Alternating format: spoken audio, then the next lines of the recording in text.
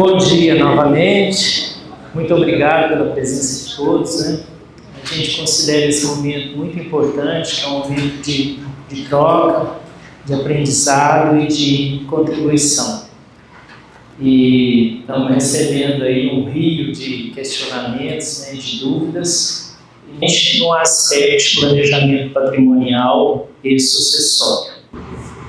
Bom, quando a gente fala de planejamento patrimonial e sucessório, que é um tema que tem muito a ver com o patrimônio imobiliário, porque o que a gente considera o patrimônio imobiliário?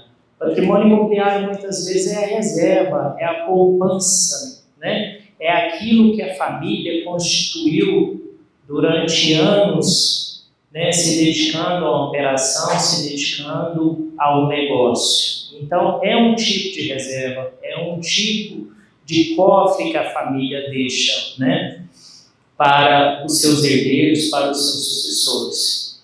E a gente sempre precisa olhar três aspectos, né? A gente precisa olhar o que um planejamento patrimonial e sucessório traz.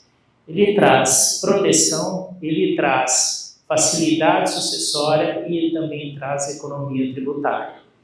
Por mais que a gente está vendo aí um aumento, conforme foi demonstrado anteriormente, nas estruturas jurídicas, mesmo você comparando com estruturas físicas, a economia, ela ainda existe. E ela é uma economia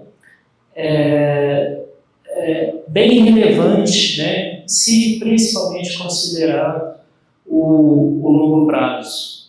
Quando a gente fala de proteção, vocês sabem o risco que o empresário corre em todas as áreas, né? Na área comercial, na área civil, na área ambiental, a insegurança jurídica que infelizmente prevalece nas relações comerciais. Então, muitas vezes você tem ali uma operação e é interessante você ter patrimônio dentro daquela operação, é interessante você manter seu patrimônio na pessoa física. Consideramos que não, você precisa ter uma barreira de proteção, você precisa ter um cuidado com esse patrimônio, né? Então, a gente sempre busca separar o que é operação, o que é reserva, o que é patrimônio, o que é o seu cofre, né? O que é a poupança que você está guardando ali para você e para a sua família.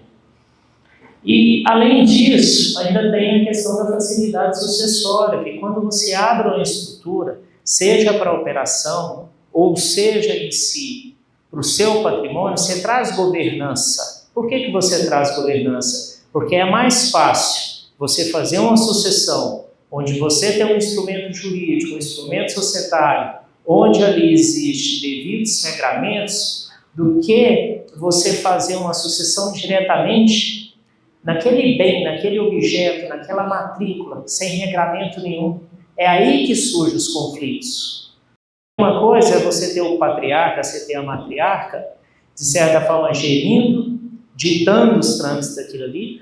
Outra coisa é a falta destes. Então, a gente julga isso muito relevante para uma família, muito importante para uma família tratar todos esses quesitos, né? O que acontece? Falando um pouquinho, né, das últimas reformas. Quando a gente vai implementar um projeto desse, principalmente ligado aos ativos imobiliários, uma das coisas que a gente sempre esbarra é no ITBI, que é um custo relevante, né?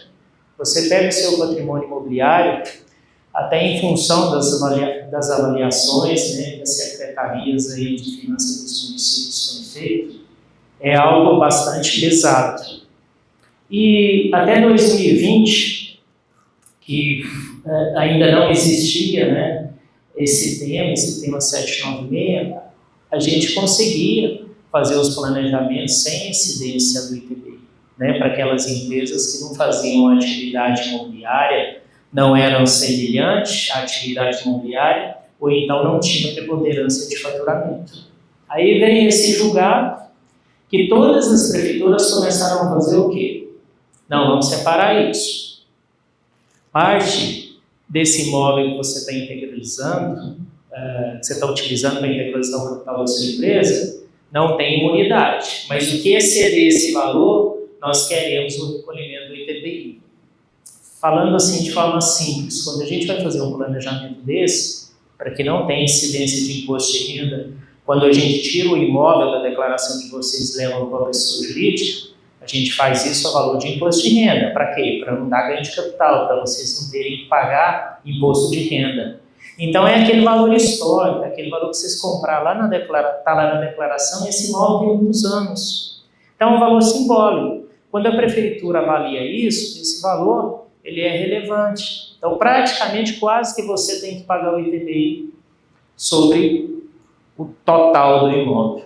E questionamentos em cima disso. Então, recentemente, bem recentemente, né, hoje, inclusive, a doutora Damiana, que é nossa advogada tributarista, comunicou comigo mais um voto, tem esse tema que está sendo julgado agora, que nós já temos 2 votos a favor, e hoje, ontem, né, teve mais um, então pode ser que a gente vai voltar a ter êxito nesses planejamentos, que quando a gente for fazer essa operação de incorporação desses imóveis na pessoa jurídica, pode ser sim que a gente consiga novamente a imunidade do ITBI nesse sentido. Por quê? Porque o que está falando é que o quê? Que incidiria o ITBI somente nas operações de incorporação, fusão e cisão.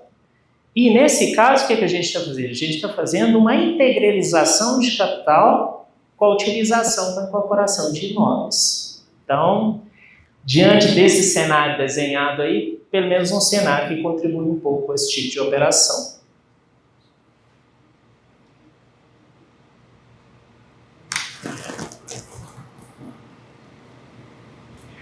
Bom, o outro tema que aí a gente tem sido muito discutido também é a questão do ITCD, que é o Imposto sobre Doação, né, o Imposto sobre Herança. E esse é um ponto que tem sido debatido também muito, né, nos últimos tempos, principalmente porque o objetivo da reforma tributária que houve foi estar aumentando a alíquota do ITCD. Então, alguns estados, a Constituição prevê que essa alíquota poderia ser até de 8%. Mas alguns estados ainda praticam a alíquota menor, né? Você pega Minas Gerais, ainda é praticado 5%, você pega o estado de São Paulo, 4%, você pega Paraná, 4%, outros estados, acho que a Amazonas 2%, acabou de aumentar, Alagoas 2%, também já tem um projeto para aumentar, e a tendência é que o quê? É que esses estados elevem essa alíquota para 8%, dentro de uma progressividade. Então, ou seja, quanto maior o patrimônio, mais reflete essa alíquota. Então, a tendência é que patrimônio até X, alíquota 2, alíquota 4, alíquota 6, alíquota 8. Então, vocês pensam, se eu tenho hoje em Minas uma alíquota de 5, a partir do momento que isso vai para 8%, é um aumento de quase 50% de tributos na sucessão. Então, a gente tem tido aí uma demanda relevante, uma procura relevante nesse sentido, justamente para quê? Justamente para antecipar esses planejamentos, né? E aí, não só havendo essa questão do aumento de alíquota, nós ainda tivemos agora, recente também, aprovado recentemente, 2 outros pontos bastante significativos, que é o quê? Porque uma coisa é a alíquota, outra coisa é a base de cálculo, né?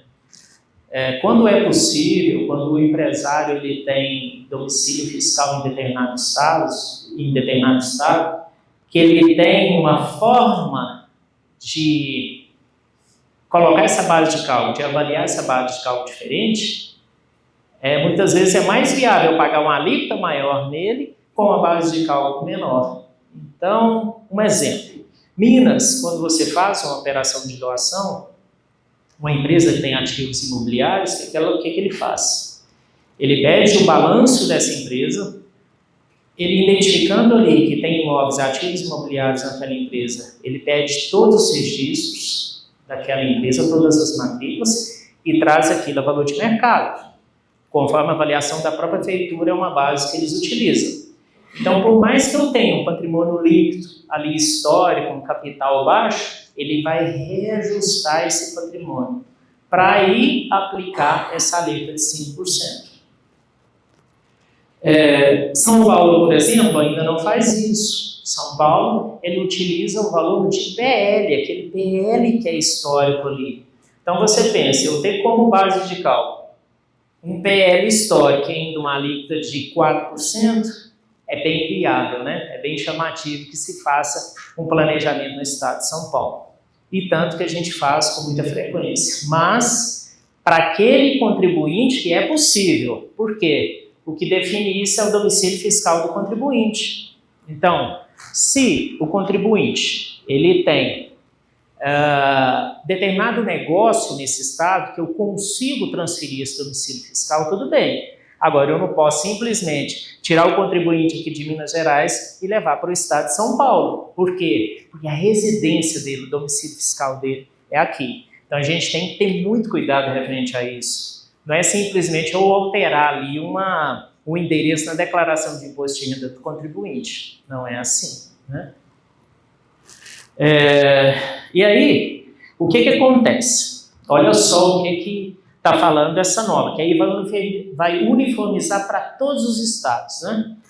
Como é que será feita a avaliação de cotas ou ações? Será calculada nos demais casos com o valor de mercado dos bens que compõem o patrimônio líquido da empresa, acrescido do valor de mercado do fundo de comércio, conforme estabelecida a legislação do ente tributante.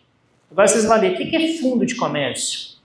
Então, ou seja, eu tenho uma empresa, eu tenho uma marca, reavalia todos os ativos imobiliários e ainda vai acrescentar nessa avaliação um fundo de comércio? O que é fundo de comércio? Como é que eu avalio um fundo de comércio? Né? Isso é muito... Assim, eu tenho várias formas de fazer essa avaliação. Então, esse é um ponto que, a nosso ver, nós vamos ter muita discussão nesse sentido. E aí nós temos que aguardar essa regulamentação, né? Um outro ponto que nos preocupa também é o artigo 147, porque em muitas dessas operações, o que a gente faz? A gente faz essa doação reserva usufruto, né? E para todos os efeitos, quando você reserva usufruto, quem tem direito à renda, aos lucros que aquela empresa ela faz? É o usufrutuário. E aí vem uma disposição simplesmente falando o seguinte, que transferência gratuita, item D, transferência gratuita de frutos não usufruídos pelo usufrutuário ao novo proprietário. Então aqui a gente faz um planejamento, tem o novo proprietário, tem o usufrutuário, mas o usufrutuário ele não retira aquele dinheiro. Ele vai reaplicando naquela empresa, porque não tem sentido ele retirar. Então, essa empresa ela vai acumulando lucros. Lucros esses que, de certa forma, pertencem a quem? Ao usufrutuário, né? A empresa. Aí, de repente, esse usufrutuário faz o seguinte, não, eu vou fazer a renúncia do meu usufruto, seja total ou seja parcial. E aí, vai tributar? Ou esse usufrutuário ele vem a faltar. E ele não levou para ele, com a pessoa física dele, esses frutos. Esse saldo que estava lá, que era para ele ter usufruído, que ele não usufruiu, vai tributar? Então, assim, são alguns pontos, algumas mudanças que mudam a lei, mas causa bastante desconforto e insegurança, porque qual interpretação será dada para esses dois itens que nós estamos falando aqui? Então, são algumas coisas que a gente precisa aí enfrentar e nos planejamentos sempre estar observando essas questões, né? Um outro ponto, né? Por exemplo, uma das questões que a gente usa muito para planejamento, principalmente para disponibilidade, liquidez que as empresas, os empresários têm, ou era, vamos falar assim, a VGBL, né? Por quê? Nós tivemos uma decisão recente falando o seguinte, não tem ITCD sobre VGBL. Então isso foi bastante positivo. Por quê? Porque eu posso utilizar a minha liquidez, fazer uma aplicação em VGBL, já constituir meus beneficiários, e aí, se vier a faltar aquele patriarca, aquela matriarca, não vai para o inventário dele, eu não tenho que recolher o ITCD. Só que o que acontece? O que o governo fez agora? Ele falou, não, para as aplicações, né, no montante acima de R$ 25.000 por mês, até 600 mil, isso em 2025, e de R$ 50.000 por mês a partir de 2026, nós vamos cobrar IOF de 5%. Então, ou seja, aquela economia que eu tinha para não pagar 5% de TCD, eu vou pagar agora 5% de IOF. Então, acaba que é o seguinte, melhora de um lado e, de certa forma, tira aquela melhoria, aquele benefício que teve. Então, é interessante ainda, em alguns casos, sim, devido ao quê? Devido à liquidez imediata daquele recurso, aquilo não tem que passar por juízo, né? De certa forma, você sempre respeitando a questão da legítima, da parte disponível e disponível. Mas do ponto de vista tributário, a coisa não ficou tão interessante até então. Mas, aumentando a alíquota do ITCD, se vai para 8, o 5 é mais barato do que o 8, né? Bom, e aí, esse é o ponto, né? Se já valia a pena você fazer uma estruturação jurídica por uma questão de planejamento patrimonial, proteção, facilidade sucessória, e agora com a distribuição dos dividendos, né? Só vem reforçar a estrutura, né? Porque o que a gente vê que vai acontecer muito aqui é que a pessoa física, aquele valor que ele retirava da operação e passava para a pessoa física, ele vai buscar evitar isso. Por que ele vai buscar evitar isso? Porque está tendo um aumento já na base de cálculo que a pessoa jurídica recolhe sobre a sua receita, sobre a sua prestação de serviço. E ali, na última linha, você ainda vai tributar os dividendos, o líquido. Então, ou seja, o que eu vou fazer para não tributar isso, para evitar essa incidência? Porque se a gente pegar efetivamente 10%, mais o que foi apresentado ali pelo Anderson e pelo Marinho, de quanto nós estamos falando de aumento? Exato. Nós estamos falando de quase 20% de aumento em algumas operações. Então, é muito relevante isso. Então, e a gente já está tendo aí vários questionamentos nesse sentido. Vamos pensar, só fazendo algumas simulações. Eu vou fazer uma distribuição de dividendos para mim adquirir um veículo. O que eu vou indicar para os nossos clientes? Eu vou falar, não, você vai abrir uma empresa, você vai distribuir dividendos da sua empresa operacional para essa empresa, você vai ter lá um administrador de veículos para você. Você vai comprar um veículo de alto valor? Vai. Você vai fazer distribuição de dividendos para aquela empresa, você vai manter aquele veículo ali. Eu fiz o quê? Eu retirei essa tributação sobre dividendos para você. Então agora eu vou deixar mais veículo na pessoa física? Talvez não. Talvez cada um de nós aqui vamos ter uma empresa só com os veículos da família, né? Um outro ponto. Eu estou pensando em fazer uma distribuição de dividendos porque eu quero comprar uma propriedade rural e eu vou explorar essa propriedade rural na pessoa física e eu vou ter vários aportes, tem que comprar maquinário, tem que abrir a terra, tem que beneficiar a terra, tudo. Bom, você vai fazer isso na pessoa física?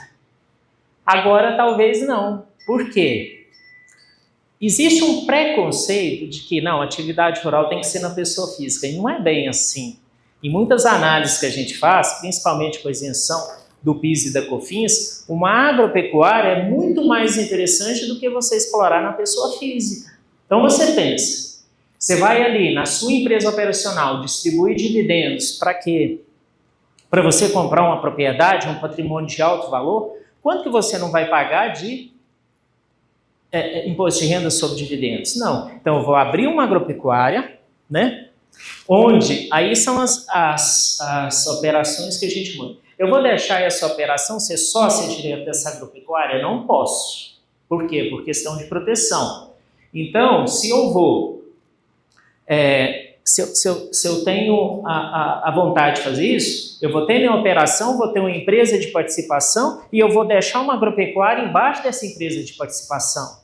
Então, ou seja, eu distribuo dividendos para essa empresa de participação distribui dividendos para essa agropecuária, ela vai comprar, ela vai fazer os investimentos, vai comprar os maquinários, vai fazer tudo, a gente com isso vai evitar a tributação sobre dividendos, né? Então, assim, simples casos, né, que a gente está falando aqui, que isso, quanto que isso vai reforçar e vai crescer o planejamento patrimonial e sucessório, principalmente por causa dessa questão da distribuição de dividendos. Então, o que a gente está entendendo é o seguinte, adiantando, né, a gente vai ter outros eventos aqui para falar especificamente disso, mas o que vai para a pessoa física até então vai ser o quê? A manutenção de vida. Para pagar o quê? Cartão de crédito, para pagar aquelas despesas particulares do dia a dia. O restante nós vamos ter que deixar tudo em estrutura jurídica, né? Ontem, por coincidência, me ligou um executivo de uma instituição financeira, já começando, né, os planejamentos. E essa empresa, cliente deles, tem um valor muito relevante de lucro distribuído, né? E aí o que a instituição financeira estava pensando em fazer? Não, eu vou emprestar esses recursos para a empresa está no lucro real, então os juros que ela vai me pagar vai deduzir 34%, ele vai pegar, como ele tem saldo de lucros acumulados, ele faz essa distribuição de lucros para ele, uma vez que é saldo até 31 de 2025, não vai pagar nada de dividendos e vai aplicar esse recurso, onde? Lá na pessoa física. Lógico que a gente até debateu um pouco, eu falei, de acordo com a previsão, se a gente fizer uma provisão na contabilidade em si, fazer um instrumento societário, preparando, informando que essa distribuição de lucros será feita e são lucros de 2025, não terá essa tributação para frente, né? Então, de certa forma, ele até ficou assim, Elton, mas para a instituição financeira é interessante emprestar para que se possa fazer dividendos, né? Aí uma outra coisa que a gente até debateu, eu falei, a gente precisa tomar um pouco de cuidado nessa operação, por quê? E essa dedutibilidade dos juros na empresa lucro real? Essa operação que está fazendo é a operação para o objeto da empresa, para o que ela faz? Não, essa é uma operação, de certa forma, você está fazendo casada para quê? Para fazer distribuição de dividendos. Então, isso pode ser dedutível ou não. Então, são algumas questões aí que a gente entra, né?